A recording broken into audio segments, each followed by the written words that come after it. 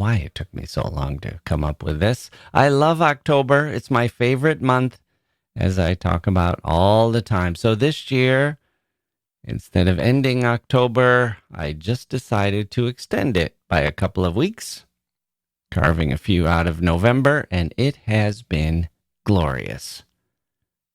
So good. I'm thinking about maybe starting October a week early next year.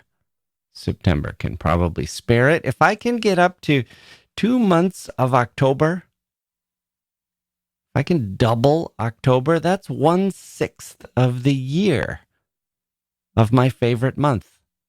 The only question is whether that will be too much. Will I get sick of October the way people get sick of Christmas decorations or holiday music if they start too soon? Maybe we'll test it. In the meantime, I am living large in my extended October. November 10th to you, October 41st to me. Sorry if that erased your birthday.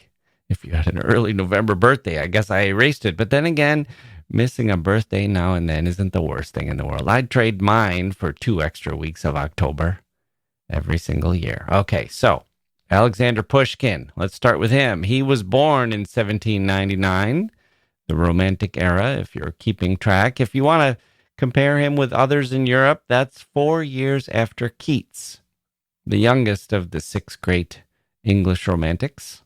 Pushkin was 7 years younger than Shelley and 11 years younger than Byron.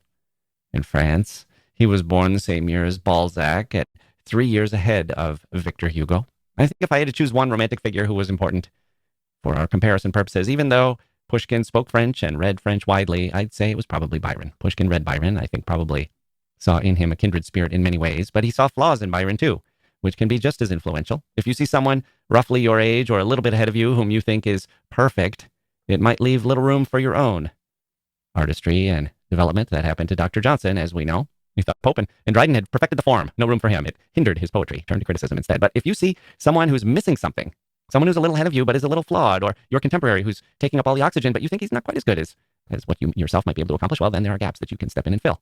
Pushkin saw that. Byron, good as he was no Shakespeare. This is Pushkin's quote. "I feel dizzy after reading Shakespeare. I seem to be looking into the abyss. What a man this Shakespeare is. I can't come to my senses. How shallow in comparison with him is Byron." End quote. Pushkin often looked to the past for writers for inspiration. Homer was one of his favorites. Dante was too. "The vision of Dante's hell alone," he said, "is the fruit of unparalleled genius."